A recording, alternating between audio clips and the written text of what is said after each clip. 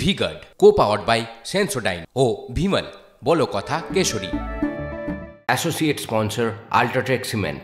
শুরু করছি দুপুর 1:30টার 4 ব্রেকিং লাইভ। আর 4 ব্রেকিং লাইভে আপনাদের সামনে তুলে ধরবো ভোটবঙ্গের যাবতীয় আপডেট। আপনারা জানেন আগামীকাল তৃতীয় দফার ভোট, আর তৃতীয় দফার ভোটের আগে ভোটবঙ্গে কোথায় কি হচ্ছে, আনাচে কানাচে কোথায় কি ঘটছে, সমস্তটার ডিটেলস আপডেট দেবো আপনাদেরকে, লাইভ আপডেট দেবো আপনাদেরকে। তবে এই মুহূর্তে যে চারটি বড় খবরের নজর বিগ বলে আপনাদেরকে দেখায়। পিসিআর প্লিজ, বিগ বলে চারটি বড় খবর এই মুহূর্তে। একদম প্রথম ব্রেকিং নিউজ, সুপ্রিম কোর্টে এসএসসি নিয়োগ বাতিল মামলা শুনানি। অত্যন্ত গুরুত্বপূর্ণ এই খবর। শীর্ষ আদালতের দিকে তাকিয়ে প্রায় 26,000 চাকরি হারা। আসবো এই খবরের ডিটেলস আপনাদেরকে দেবো। এর পাশাপাশি সেকেন্ড ব্রেকিং নিউজ এই মুহূর্তে, সেদিকেও নজর রাখা যাক। সেকেন্ড ব্রেকিং নিউজ, ভোটের আগে বারুদ ও আগ্নেয়াস্ত্রের স্তূপে বাংলা, দিকে দিকে বারুদ, বোমা উদ্ধার হচ্ছে। গড়িয়ার 52 পল্লী থেকে উদ্ধার আগ্নেয়াস্ত্র সহ গ্রেপ্তার 2। কি হচ্ছিল সেখানে, কেন সেখান থেকে এত বারুদ উদ্ধার হলো, আসবো আপনাদেরকে জানাবো এই খবরের ডিটেলস আপডেট। এর পাশাপাশি থার্ড ব্রেকিং নিউজ এই মুহূর্তে, সেদিকে নজর রাখবো। ভোটবঙ্গে বোমা ফেটে মৃত্যু কিশোরে। ভোটবঙ্গে বোমা ফেটে মৃত কিশোর। পান্ডুয়ায় 3 না নেতাজি পল্লীতে বিস্ফোরণে মৃত 1, জখম 2। এই খবরের ডিটেলস আপনাদেরকে দেবো। এর পাশাপাশি ফোর্থ ব্রেকিং নিউজ, সেদিকেও নজর রাখা যাক। ফোর্থ ব্রেকিং নিউজ এই মুহূর্তে নজর রাখবো সন্দেশখালীর ভিডিও নিয়ে নাম না করে অভিষেককে নিশানা শুভেন্দুর। আপনাদেরকে জানিয়ে রাখি, সচিন বিরাটের ডিপ ফেক ভিডিও প্রসঙ্গ তুলে আক্রমণ। এই সমস্ত বড় খবরেই নজর থাকবে।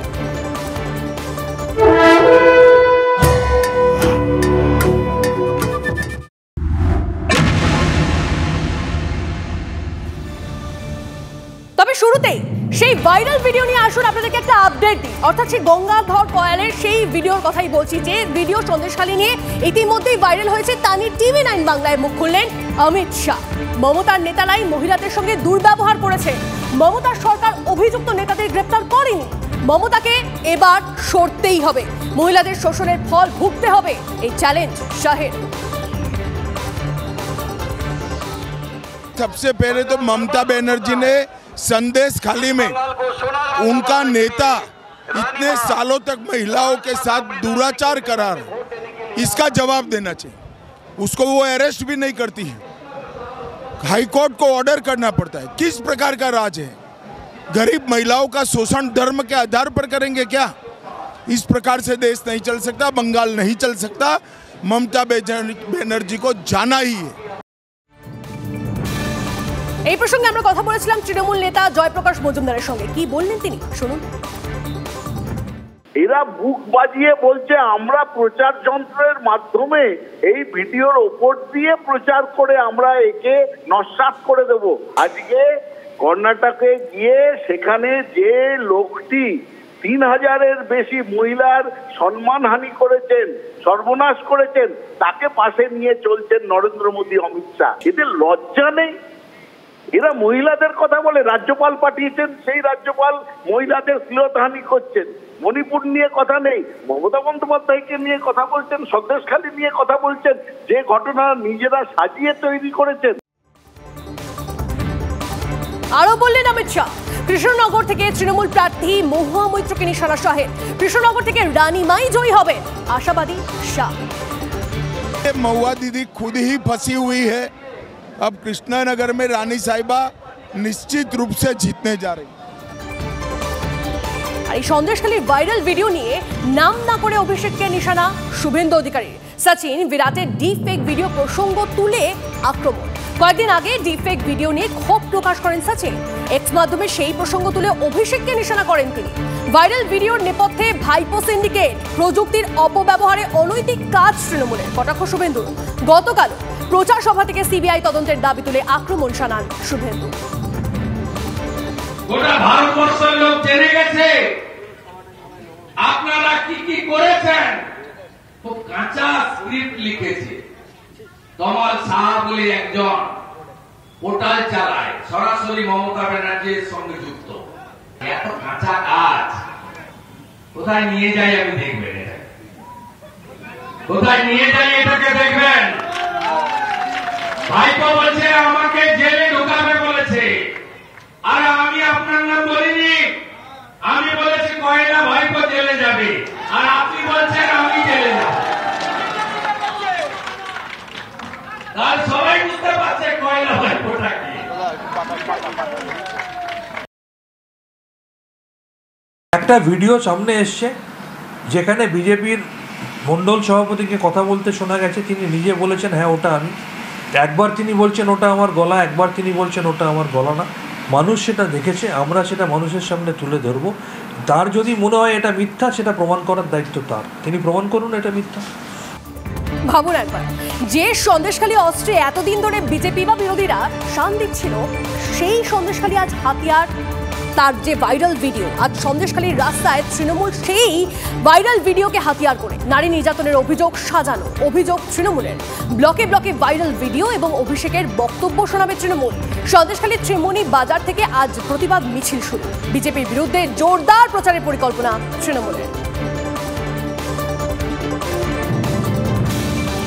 আর এই সন্দেশখালীতে ফের সিবিআই। জমি সংক্রান্ত অভিযোগের তদন্তে সিবিআই আধিকারিকরা।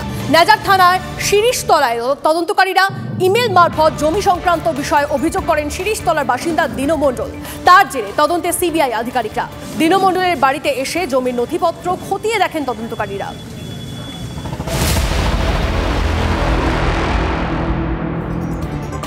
আগামীকাল তৃতীয় দফার ভোট, আর তার মধ্যে মুর্শিদাবাদেও ভোট রয়েছে। হ্যাঁ, সেখানে ভয়ের আবহ। কেন ভয়ের আবহ? দিকে দিকে বোমা বারুদ উদ্ধার হয়। যে কিছুদিন আগে আপনাদেরকে দেখিয়েছি আমরা, সেখানে বোমা উদ্ধার হয়েছে, কোথাও কোথাও বিস্ফোরণের ঘটনাও ঘটেছে। মুর্শিদাবাদের নির্বিঘ্নে ভোট মেটানোই কার্যত চ্যালেঞ্জ নির্বাচন কমিশনের। বড় প্রশ্ন,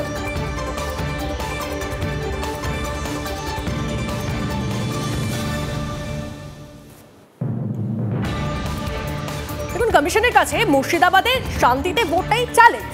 ভোট এলেই বারবার উত্তপ্ত হয়েছে মুর্শিদাবাদ। গত পঞ্চায়েত ভোটেও রক্তাক্ত হয় নবাবের জেলা। পঞ্চায়েত নির্বাচনে গোটা বাংলায় প্রথম এই জেলার খড়গ্রামে খুনের ঘটনা ঘটে, নিশ্চয়ই আপনাদের মনে আছে। শুধু তাই নয়, ভোটের দিন মুর্শিদাবাদে খুন হন 4 জন। লোকসভা ভোট ঘোষণার পর থেকেই পারদ চড়তে শুরু করে এই জেলায়। সম্প্রতি রামনবমীর মিছিলে হামলার ঘটনায় জেলার শক্তিপুরে উত্তেজনা ছড়ায়, যার জেরে শক্তিপুর ও বেলডাঙ্গা থানার ওসিকে সরিয়ে দেয় কমিশন। তার আগেই সরিয়ে দেওয়া হয়েছিল মুর্শিদাবাদ রেঞ্জের ডিআইজিকেও। এবার কমিশন তৃতীয় দফায় তাই বিশেষ নজর দিয়েছে। 114 কোম্পানি কেন্দ্রীয় বাহিনী শুধু এই জেলাতেই থাকছে। কোনোভাবেই যাতে রক্তপাত না হয় সেদিকে কড়া নজর কমিশনের। এবার খুনোখুনি হলে কোপের মুখে পড়তে পারেন জেলার শীর্ষ প্রশাসনিক আধিকারিকরাও। খবর কমিশন সূত্রে।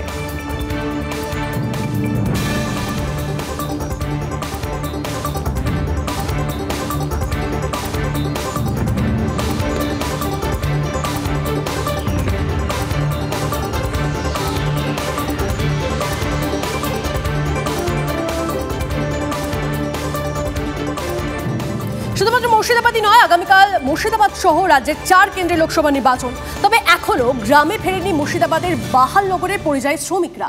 5 বছর আগে কাশ্মীরে কাজে গিয়ে জঙ্গি হামলার মুখে পড়েন এই গ্রামেরই 6 বাসিন্দা। মৃত্যু হয় 5 জনের। চাকরির প্রতিশ্রুতি মিললেও তা পূরণ হয়নি। অভিযোগ, জঙ্গি হামলায় নিহত পরিযায়ী শ্রমিক রফিকুলের মায়ের। এই গ্রামে প্রায় 700টি ঘর রয়েছে। এর মধ্যে প্রায় 600টি পরিবারের সদস্যই দেশের বিভিন্ন প্রান্তে পরিযায়ী শ্রমিকের কাজ করে। দাবি গ্রামবাসীদের, পরিযায়ী শ্রমিকদের বিষয়টি মেনে নিয়েছে স্থানীয় তৃণমূল নেতৃত্ব। বছর 5 আগের ঘটনা, মুর্শিদাবাদের বাহালনগর গ্রাম। এই বাহালনগর গ্রাম থেকেই কাশ্মীরে কাজ করতে গিয়ে জঙ্গি হানায় 6 জন জখম হয়েছিলেন, তার মধ্যে 5 জনের মৃত্যু হয়। সেই ঘটনার পর থেকে কেমন আছে বাহালনগর গ্রাম, সেখানকার বাসিন্দারা? এখনও কি তারা ভিন রাজ্যে কাজ করতে যান? আপনাদেরকে তো সরকারের তরফে চাকরি দেওয়ার কথা বলা হয়েছিল, পেয়েছেন চাকরি? 4 জনকে দিয়েছে, আমাদের 2 জনকে দেয়নি। আপনারা পাননি? আমার বৌমা পাইনি। কেন তা এখন ওরা জানে কিসের লেগে দেয়নি। 5 বছর মারা গেছে, তাদেরকে আমরা ডেথ সার্টিফিকেট এখনো পর্যন্ত পেলাম না। কেন এইটা কেন আমাদেরকে দিদি ব্যবস্থা করে দিল না? কি যে আছে মন্ত্রী, আমাদের ওইটা তো ব্যবস্থা করা ছিল। আমরা গরিব মানুষ, আমরা যাতে যাচ্ছি, আমরা এটকে যাচ্ছি, আমাদের ডেথ সার্টিফিকেট আমাদের কোনো কাজ হয় না। তা সেই ডেথ সার্টিফিকেটটা আমাদেরকে তুলে কেন দেয় না? ভয় করে খাবে, কি ভয় করলে হবে? খেতে তো হবে। আপনাদের মমতা দিদিকে বলছে আপনার এখানে যেমন কোনো কাজের ব্যবস্থা করে দেয়, যাতে স্বামীরা না যায়। হ্যাঁ, না যায়, সেটাই। কাজ কাম নাই, গ্রামে থেকে কি করবে? বাইরে চলে গেছে। গ্রামে যদি কাজ থাকতো কিছু, তাহলে গ্রামে থাকতো, ভোটটা দেওয়া হয়তো। কিছু মানে 100% 90% চলে গেছে। ভোট দিবার আশায় থাকলে তো এবার মেয়া ছেলে খাবে, কি করে চলে যাচ্ছে। মাটির বাড়ি। পাকা বাড়ি পাননি কেন? হ্যাঁ, পাননি আমরা পাকা। কি করবো এখন দেয় না, আমরা আসে না, দেয় না কেউ পাকা বাড়ি। আমি ভোট দিতে এলেন, অনেক দূরে রাস্তা, ভোট কি করে দিতে আসবে? গরিব তো মানুষ আমরা, খেটে তো খেতে হবে আমাদেরকে, না খেটে খাইতে কি করবো আমরা? একটা দায় খাটতে হয়েছে। এই গ্রামের যারা পুরুষ সদস্য রয়েছেন তাদেরকে পেটের দায়ে ভিন রাজ্যে যেতে হচ্ছে। এই ভোটে তাদের একটাই দাবি, যাতে তাদেরকে আর গ্রাম থেকে যেতে না হয়। ক্যামেরায় অমিত দাসের সঙ্গে সৌরভ দত্ত, TV9 বাংলা, মুর্শিদাবাদ। আগামীকাল তৃতীয় দফায় নির্বাচন, বাংলার 4 আসনে ভোট গ্রহণ। 4 কেন্দ্রের মধ্যে রয়েছে মালদা উত্তর ও দক্ষিণ লোকসভা কেন্দ্র। দেখুন, ভোটের নিরাপত্তায় মালদায় 143 কোম্পানি বাহিনী মোতায়েন করা হয়েছে এবং মালদার 2টি DCRC-তে ভোটকর্মীদের ভিড়ও বাড়ছে।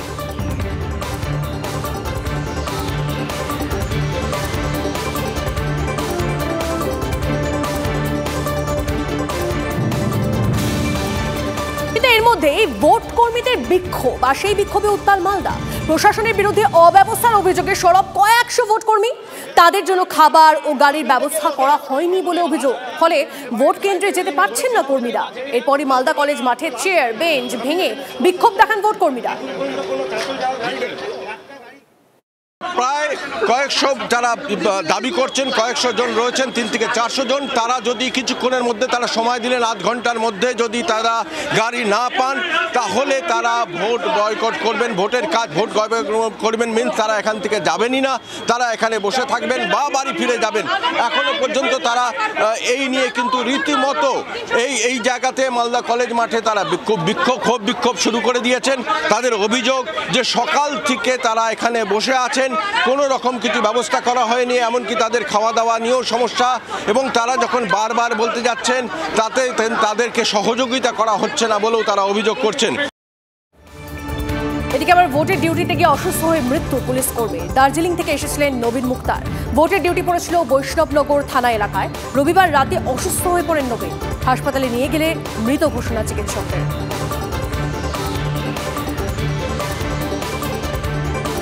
Brought to you by V-Guard, co-powered by Sensodyne O Bhimal, বলো কথা Keshari. Associate sponsor Ultratech Cement।